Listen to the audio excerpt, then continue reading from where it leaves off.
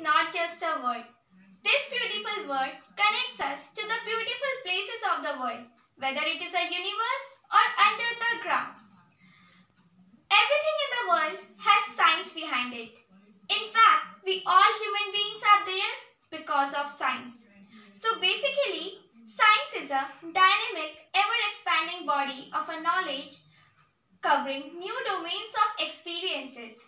Science in everyday life helps students to understand the whole world by orienting them to acquire knowledge through observations, thus empowering them to derive laws, theories, and basic scientific principles on their own. Ample opportunities is given to students to learn the important skills of creativity, flexibility, and innovation. Learning science can be fun and interesting if the concepts are built on conceptual models in an interactive manner related to the child's surrounding. Remember to look up at stars but not down at your feet. Hello everyone. Myself Vanshika Gupta and I am from class 9B of Rashtriya Shakti Vidyalaya. So, as you all know that the night sky contains various interesting objects like moons, stars, planets, etc. As the beauty of science has spread in the universe also. So, can you guess what is beside me on the wall? Yes, it is a constellation whose name is Ursa Major. So, what are constellations? Certain groups of stars form a recognizable pattern in the night sky and these are called constellations. They generally move from east to west and their shape never gets changed. They always remains the same. So, there are as many as 88 constellations in the universe which scientists found. Some well-known examples of constellations are Ursa Major, Ursa Minor, Orion, Cassiopeia, etc. So today our focus will be on the Ursa Major. So without wasting much more time, let's learn what is it and what are the important points we get to know about Ursa Major. This is Ursa Major. This famous constellation actually contains hundreds of stars that can be seen with the naked eye in right conditions. Many more can be seen if observation instruments are used. A constellation is a group of stars that appear to be close to each other and are given special meaning by a civilization. Ursa Major, the Great Bear, is one of the best-known constellations in the Northern Hemisphere, and it's often compared to a bear trapped in the sky. It was known to both Greco-Roman and Native American cultures. How did it become so important? First, its size. It's the third largest constellation in our sky. And second, its consistency. People living above the 41st parallel north can see Ursa Major every night of the year. Depending on the location, some constellations are visible only in certain seasons, appearing and disappearing over the year. But the rest are circumpolar, never disappearing below the horizon. To people living in North America or Eurasia, Ursa Major seems to always rotate around the North Pole. The Greek word for bear, Arctos, is what the word Arctic derives from. But over time, a common error emerged: confusion between the Big Dipper and Ursa Major. The Big Dipper is an asterism, a sort of mini constellation that's part of a larger group of stars.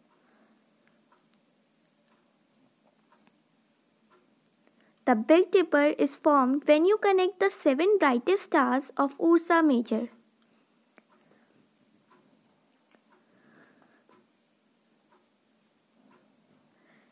It's also a reference point.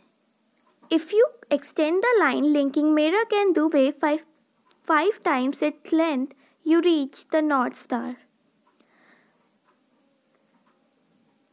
But despite its size and fame, Ursa Major is only one of 88 constellations found in the night.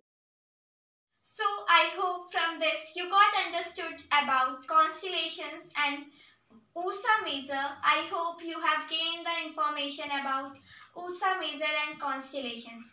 So friends, there is one more concept related to Ursa Major, that is, it is also called Saptarishi in India. So now my friend Riya will tell you about the Concepts of Saptarishi. She will tell you what is it and what is the story of Saptarishi.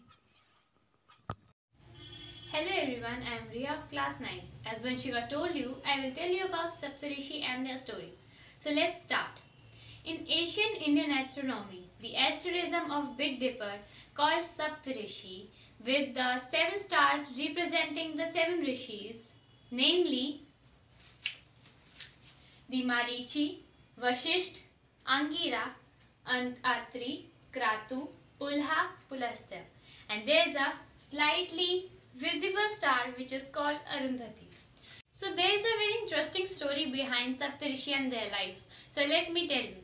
Saptarishi consists of 7 rishis or sages who are glorified in Vedas and other literature. It is said to be that some rishis were Manasputra of Lord Brahma, which means sons born from Brahma's mind. The Vedas consider the 7 sages as the founder of Vedic religion, and their wives were sisters and were called Kritika. Now let me tell you another story of Saptarishi and the slightest visible star, Arundhati. Arundhati was the wife of Vashishtha Rishi, and all these 7 sisters were called as Kritika. One day, while worshipping fire, Agni, the fire god, emerged from the holy fire. Instantly, all the 7 Kritikas got his attention. He tried to attract all the 7 Kritikas, but he was failed, as all the Kritikas were disinterested in him. Saddened by their ignorance, Agni wandered in the forest, where he met Swaha, his secret admirer.